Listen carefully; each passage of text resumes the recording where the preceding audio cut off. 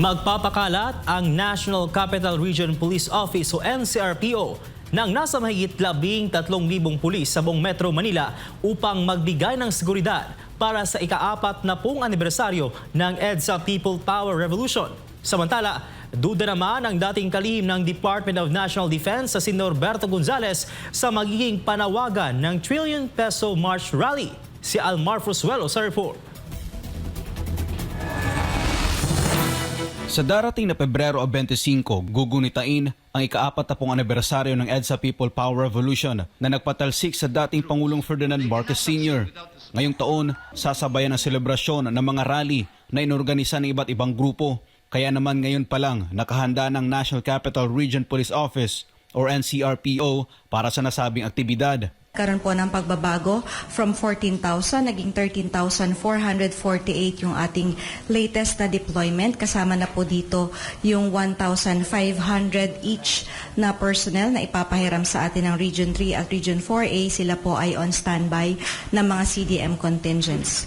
Ayon sa NCRPO, 3 grupo ang nabigyan ng permit para mag-rally sa White Plains, Quezon City. For the approved permits, we have the request for the rally at White Plains Avenue, Quezon City na sinabmit po ng Tindig Pilipinas, Siklab at ng Trillion Peso March Movement has been duly approved by the Quezon City Local Government Unit. Nilinaw naman ng NCRPO na hindi itinuturing na sedition ang panawagang BBM resign hanggat walang direktang pag-uudyok ng karahasan.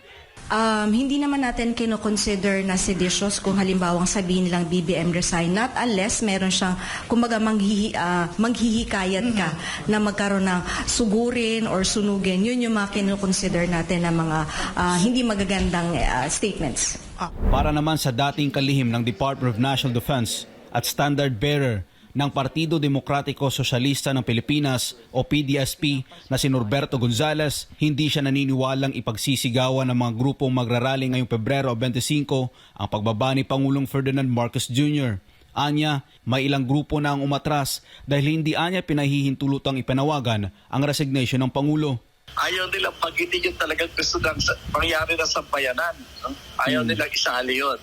Hindi sila sasama kasi mukhang pinipigilan silang sabihin yung gusto talaga nilang sabihin na kailangan mag-resign si President BBM. Dagdag pa ni Gonzales, walang saysay ang rally kung hindi tutukuyin ang sentro ng katiwalian sa gobyerno. Ay, hindi naman masasabing hindi seryoso pero ang sinasabihin lang nila yung as usual yung tungkol sa corruption pero ayaw nilang banggitin na ang pinaka-ulo ng corruption sa kasalukuyan talaga naman nanggagaling sa Kongreso at sa Malacanang. Naniniwala rin si Gonzales na karapatan ng bawat Pilipino sa ilalim ng konstitusyon ang magpahayag ng saloobin laban sa pamahalaan. Bahagi ng ating karapatan yan, no? Nasa konstitusyon yan. Karapatan natin na iparating ang mga damdamin natin.